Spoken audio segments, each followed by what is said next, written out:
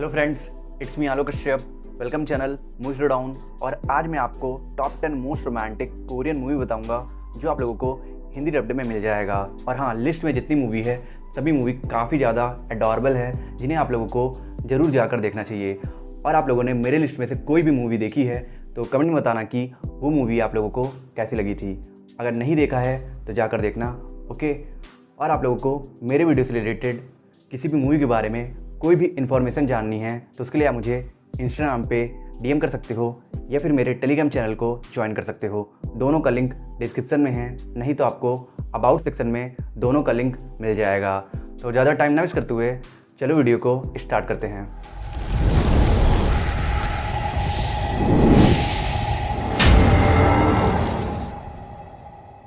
हमारी 10 नंबर पे मूवी है टाइम ऑफ मेमोरी। एक फैंटेसी रोमांटिक मूवी है जो ऑलमोस्ट कॉपीड है। अगर आपको याद होगा तो बीच में एक कोरियन ड्रामा हिंदी डब्ड हुई थी, find me in your memory. इस ड्रामा में जो कॉन्सेप्ट दिखाया गया था उसी सेम कॉन्सेप्ट को इस मूवी में कॉपी कर दिया गया है और इसी वजह से इस मूवी को सिर्फ 5 की IMDb रेटिंग मिली है। पर हाँ, इस मूवी की लव स्टोरी बहुत ज्यादा हार्ट टचिंग है। इसमें स्टोरी दिखाई गई है एक राइजिंग स्टार जुनू की, जो ऑलमोस्ट परफेक्ट है। उसके पास टैलेंट, लुक, पर्सनालिटी सब कुछ है और यही कारण है कि वो अपने करियर में बहुत तेजी से आगे बढ़ रहा है। पर इतना सब कुछ अचीव करने के बाद भी वो खुश नहीं रह पाता है, क्योंकि उसका पास्ट बहुत ही ट्रेजिक था और उसे एक अजीब तरह की बीमारी है, जिसकी वजह से उसके पास्ट की सभी बातें डिटेल्स के साथ याद रहती है, जिसकी वजह से जुनवू चाह के भी अपने पास्ट को भूल नहीं पाता है। पर फिर एक दिन उसकी मुलाकात हेसू से होती है, जिसकी कंडीशन जुनवू से बिल्कुल उल्टी है। जहाँ जुनवू चाह के अपने पास्ट को भूल नहीं पाता है, वहीं हेसू 30 दिन के अंदर अपने पास्ट से रिलेटेड सब कुछ भूल जाती है। तो अब इन दो वियर्ड डिसीज वाले लोगों के बीच रोमांस कैसे डेवलप होता है और ये डिसीज कैसे इनकी लव स्टोरी का सबसे बड़ा एनिमी बनेगा, ये जानने के लिए आपको देखना होगा इस रोमांटिक मूवी को। इसे आप Amazon मिनी टीवी पर हिंदी में देख सकते हो। हमारी 9 नंबर पे मूवी है एनिमीज इन लॉ। ये एक रोमांटिक कॉमेडी मूवी है। इसमें रोमांस से ज्यादा कॉमेडी पर फोकस किया गया है और इस मूवी में जो लव स्टोरी दिखाई गई है वो भी बहुत ज्यादा डायनेमिक है, इसलिए इस मूवी को देखने में आपको बहुत मजा आएगा। इस मूवी में स्टोरी दिखाई गई है योंग ही और चुलसू की, जिन्हें पहली नजर में एक दूसरे से प्यार हो जाता है और कुछ दिन तक रिलेशनशिप में रहने के बाद ये दोनों शादी करने का फैसला करते हैं। पर इन दोनों के पेरेंट्स इस शादी के लिए मना कर देते हैं, क्योंकि योंग ही एक डिटेक्टिव के फैमिली से आती है और उसके घर के सभी मेंबर क्राइम डिपार्टमेंट में काम करते हैं और योंग ही भी खुद एक डिटेक्टिव है। और वहीं चुलसू की फैमिली से बिलोंग करता है और उसके मम्मी पापा दोनों मोस्ट वांटेड स्विंडलर्स हैं, जिनकी तलाश पुलिस को बहुत दिनों से है। तो अब क्या इन डिटेक्टिव्स और क्रिमिनल्स के बीच इन लॉज वाला रिश्ता बन पाएगा या नहीं, और चुलसू और योंग ही अपने पेरेंट्स को शादी के लिए कन्विंस करने के लिए क्या क्या करते हैं, ये जानने के लिए आपको देखना होगा इस रोमांटिक कॉमेडी मूवी को। इसे आप Amazon मिनी टीवी पर हिंदी में देख सकते हो। हमारी 8 नंबर पे मूवी है लाइफ इज ब्यूटीफुल। ये एक romantic slice of life romantic movie है जो आपके लिए जरा से भी रिलेटेबल नहीं होगी, क्योंकि इस मूवी में जो हुआ है वो 99% रियल लाइफ में नहीं होने वाला है और इसी वजह से तो इस मूवी को 616 की IMDb रेटिंग मिली है। ये मूवी एक slice of life musical romantic movie है। इसमें स्टोरी दिखाई गई है सियोन की, जो जिन बॉन्ग के साथ अरेंज मैरिज करके अपनी लाइफ खुशी के साथ जी रही है और उनके 2 प्यारे प्यारे बच्चे भी हैं। पर फिर एक दिन सोयून को पता चलता है कि उसके पास जीने के लिए ज्यादा दिन नहीं बचा है और इसलिए वो अपने लाइफ के अधूरे विश को पूरा करना चाहती है और वो विश है अपने फर्स्ट लव से दोबारा मिलना। और इसलिए सोयून इस विश को अपने हस्बैंड को बताती है और उसका हस्बैंड भी सोयून के खुशी के लिए उसके पहले प्यार को ढूंढने के लिए हाँ कर देता है और सोयून को उसके पहले प्यार से मिलाने एक जर्नी पर निकल जाते हैं। पर प्रॉब्लम ये है कि सोयून को अपने पहले प्यार के नाम के अलावा कुछ भी नहीं पता है, वो इस समय कहाँ है, कैसा दिखता है, कुछ भी नहीं पता है। तो अब क्या सोयून और उसका हस्बैंड उसके पहले प्यार को ढूंढने में कामयाब हो पाएंगे या नहीं, और ये जर्नी उनके हस्बैंड वाइफ बॉन्ड को कैसे और स्ट्रॉन्ग कर देगा, ये जानने के लिए आपको देखना होगा इस मूवी को। इसे आप Amazon मिनी टीवी पर हिंदी में देख सकते हो। मुझे पसंद हो। उसे स्कूल के सबसे मशहूर लड़के की ओर से लेटर मिला, सितोयामा।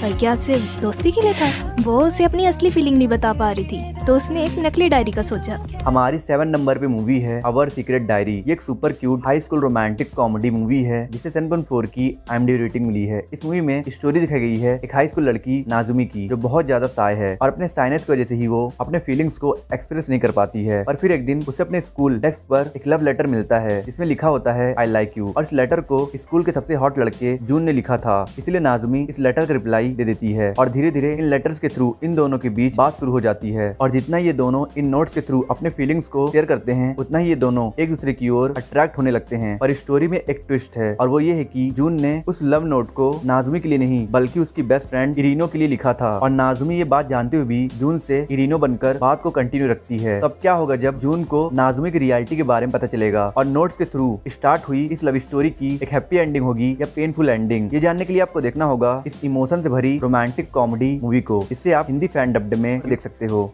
हमारी 6 नंबर पे मूवी है हनी लेमन सोडा। एक एडोरेबल सी रोमांटिक हाई स्कूल मूवी है। इसमें आपको एक ऐसी लव स्टोरी देखने को मिल जाएगी इसमें सिर्फ प्योर इमोशन होगा, ना कोई फालतू का ड्रामा, ना कोई फालतू के ओवर एक्सप्रेशंस। इस मूवी में स्टोरी दिखाई गई है युका की, जो बहुत ज्यादा शर्माती है और अपने इसी साइनस की वजह से वो किसी से बात नहीं कर पाती है, और यही कारण है कि पूरे स्कूल में उसका एक भी दोस्त नहीं है और उसके क्लास वाले उसे स्टोन निकनेम से चिढ़ाते हैं। पर युका खुद को बदलना चाहती है और खुद को सोशल करना चाहती है ताकि बाकी लोगों की तरह उसके भी दोस्त बने और वो भी लोगों से बात कर सके, स्पेशली काई से, जो क्लास का सबसे मोस्ट पॉपुलर लड़का है। और इसलिए युका फैसला करती है कि वो अपने इस बदलाव की शुरुआत अपने हाई स्कूल से करेगी। तो अब क्या युका खुद को बदलने में कामयाब हो पाएगी या नहीं, और युका जैसी टिम्ड लड़की को क्लास के सबसे पॉपुलर लड़के से प्यार कैसे होता है, ये जानने के लिए आपको देखना पड़ेगा इस स्वीट रोमांटिक कॉमेडी मूवी को, जिसे आप हिंदी डब्ड में देख सकते हो।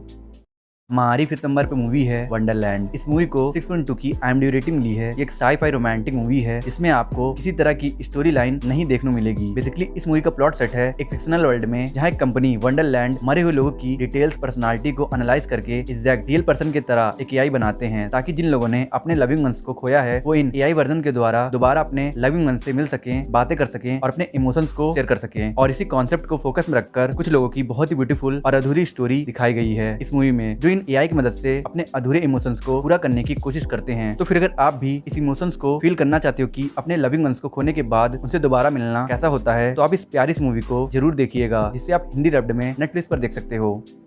हमारी 4th नंबर पे मूवी है Cast Away on the Moon. आपने लॉन्ग डिस्टेंस वाली लव स्टोरी देखी होगी, आपने सोशल मीडिया वाली लव स्टोरी देखी होगी, आपने चिट्ठियों वाली भी लव स्टोरी देखी होगी, पर मैं आपसे शर्त लगाता हूँ कि जिस तरह की यूनिक लव स्टोरी इस मूवी में दिखाई गई है, वैसी लव स्टोरी आपने कहीं नहीं देखी होगी। और इसी यूनिक लव स्टोरी की वजह से तो ये movie one of the best romantic movie है। इसे 8.1 की हाई IMDb रेटिंग मिली है। इस मूवी में स्टोरी दिखाई गई है किम सियोंग की, जो अपने डेली लाइफ से परेशान होकर गलत कदम उठा लेता है, पर अफसोस पानी की तेज लहर उसे एक सुनसान आइलैंड पे पहुंचा देती है, जो आइलैंड भले ही सिटी से सराउंडेड है, पर सिटी से इतनी दूर है कि किम सियोंग की आवाज वहां तक नहीं पहुंच पा रही थी। इसलिए कुछ दिन तक मदद के लिए चिल्लाने के बाद किम सियोंग आइलैंड को एक्सप्लोर करता है, तो उसे रियलाइज होता है कि असली सुकून तो नेचर के ही बीच है। इसीलिए वो जीवन के मोह माया को छोड़कर आदिवासियों की तरह जीने लगता है। पर तभी एक रात एक लड़की किम जुंग की नजर किम सियोंग के द्वारा रेत पर लिखे हेल्प मैसेज पर पड़ती है। किम जुंग एक ऐसी लड़की है जिसे अपने रूम को ही अपनी दुनिया बना ली है और पिछले 3 सालों से वो अपने अपार्टमेंट से बाहर नहीं गई है। इसीलिए जब वो पहली बार किम सियोंग को देखती है तो उसे किम सियोंग बहुत इंटरेस्टिंग लगता है। इसलिए वो किम सियोंग के रेत पर लिखे मैसेज का रिप्लाई बॉटल के थ्रू करती है और इसी तरह से इन दोनों के बीच बातें शुरू होती है। तब ये रेत और बॉटल मैसेज वाला गेम कैसे इन दोनों के बीच एक बहुत ही प्यारी लव स्टोरी डेवलप करेगा, ये जानने के लिए आपको देखना पड़ेगा इस रोमांटिक कॉमेडी मूवी को, जिसे आप हिंदी डब्ड में देख सकते हो।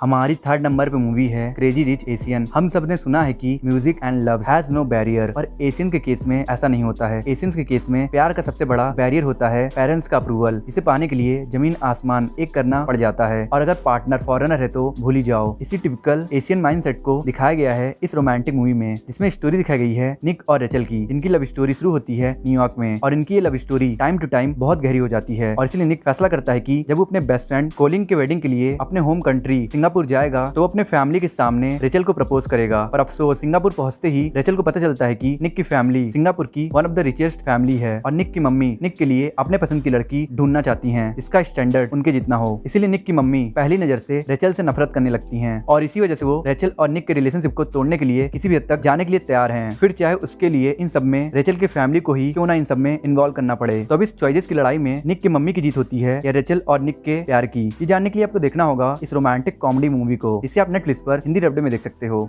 हमारी 2nd नंबर पे मूवी है विल यू बी देयर। एक हार्ट टचिंग रोमांटिक मूवी है जिसमें बहुत ही प्यारी टाइमलेस लव स्टोरी दिखाई गई है। अगर आपने डार्क सीरीज देखा होगा तो आपको पता होगा कि टाइम के साथ छेड़खानी करना सही नहीं होता है, नहीं तो आप पास्ट में कुछ करो और फ्यूचर में कुछ और ही हो जाता है। खैर इस मूवी के लीड कैरेक्टर सोयुन को इतनी खबर कहाँ, वो तो अपने प्यार यूना को बचाने के चक्कर में पास्ट को चेंज करने निकल जाता है। दरअसल यूना को टर्मिनल कैंसर है और जब ये बात सोयुन को पता चलता है तो उसे बहुत बुरा लगता है और उसे इस बात की फिक्र सताने लगती है कि वो अपने प्यार को जल्दी खो देगा। पर तभी उसे एक दिन कुछ मैजिकल पिल्स मिलता है जिनको कंज्यूम करके सोयुन 30 साल पहले पास्ट में चला जाता है जब वो 18 साल का था। इसलिए वो फैसला करता है कि वो अपने यंग सेल्फ के साथ मिलकर जैसे तैसे यूना को बचाएगा। पर पास्ट को बदलने के चक्कर में प्रेजेंट टाइमलाइन में कितना ज्यादा कॉम्प्लिकेटेड चीजें हो जाएंगी ये सोयुन ने कभी सोचा भी नहीं था। तो पास्ट में चेंजेस करने की वजह से प्रेजेंट में कितना चेंजेस आया और सोयुन यूना की जान बचाने में कामयाब हो पाया या नहीं, ये जानने के लिए आपको देखना होगा इस 7.6 IMDb रेटिंग वाली वर्ल्ड क्लास रोमांटिक मूवी को, जिसे आप Amazon मिनी टीवी पर हिंदी डब्ड में देख सकते हो। ये कैसे हो सकता है? तुमने यूनिवर्सिटी में कब एडमिशन लिया? मैंने 1995 में। 1995 में? मैंने 2021 में। 2021? मॉकमैन, ये लड़की तो पागल है। हमारी फर्स्ट नंबर पे मूवी है डिक्टो। डिक्टो is a movie which can be called proper entertaining movie. सच में गाइस, इस मूवी की बात ही अलग है। टाइम गैप पर based engaging story, completely unexpected ending और क्लाइमैक्स तो ऐसा जो आपके मुंह को खोलने पे मजबूर कर दे। इस मूवी में स्टोरी दिखाई गई है किम यूंग की, जो ईयर 1999 में इंजीनियरिंग कॉलेज में एडमिशन लेता है और उसे एक लड़की योहाना से बेपनाह प्यार है। पर फिर एक दिन उसे एक मिस्टीरियस हार्म रेडियो सेट अपने फ्रेंड से मिलता है, जो रेडियो सेट समहाउ उससे साल 2022 की एक लड़की किम हुई से कनेक्ट कर देता है। किम हुई उसके कॉलेज की एक स्टूडेंट है जिसमें किम यूंग पढ़ रहा है, पर उन दोनों के बीच 23 साल का टाइम गैप है। पर जैसे तैसे ये दोनों इस टाइम गैप के कॉन्सेप्ट को समझकर एक दूसरे से बात करना शुरू करते हैं, तो इन दोनों के बीच बहुत ही गहरी फ्रेंडशिप डेवलप हो जाती है और ये दोनों एक दूसरे से अपनी सारी बातें और प्रॉब्लम शेयर करना शुरू कर देते हैं। पर इन बातों से उन दोनों को अपने अपने टाइम पीरियड के बारे में ऐसी सी बातें पता चलती है कि वो दोनों बहुत ज्यादा हैरान हो जाते हैं। और अब वो सब बातें क्या हैं वो बताकर मैं मूवी का इंटरेस्ट खराब नहीं करूंगा। इसीलिए इन बातों को जानने के लिए आपको खुद ही इस सुपर इंटरेस्टिंग मूवी को देखना होगा। मैं बेट लगाता हूँ कि ये मूवी आपको बहुत ही ज्यादा पसंद आने वाली है। तो फिर अगर आप इस मूवी को देखने में इंटरेस्टेड हो तो आप इसे Amazon मिनी टीवी पर हिंदी डब्ड में देख सकते हो। मतलब तुम कह रहे हो कि तुमने 1995 में यूनिवर्सिटी ज्वाइन की? हाँ, यही कह रहा हूँ मैं। तो तुम 20 साल से उसी स्कूल में हो? क्या कहा, 20 साल से? हाँ, अभी 1999 चल रहा है। क्या बात कर रही हो तुम? तो तुम कह रहे हो कि 1999 चल रहा है? जाकर अपना दिमाग किसी डॉक्टर को दिखाओ। आई होप आप वीडियो पसंद आई होगी। पसंद आई तो लाइक कर दो, कमेंट कर दो, और वीडियो पे नए हो तो प्लीज़ इस चैनल को सब्सक्राइब कर देना और लाइक कमेंट कर देना और कुछ लोगों को शेयर कर देना, और प्लीज़ सब्सक्राइब करके बेल आइकन प्रेस कर देना। और मैं मिलता हूँ आपसे नेक्स्ट वीडियो में। अगर आपको top 10 best fantasy Korean and Chinese drama देखना है हिंदी डब्ड में, और top 10 best modern fantasy Chinese drama देखना है हिंदी डब्ड में, तो मेरे एंड स्क्रीन पे दो वीडियोस हो रहा है, आप इन दोनों वीडियोस को देख सकते हो।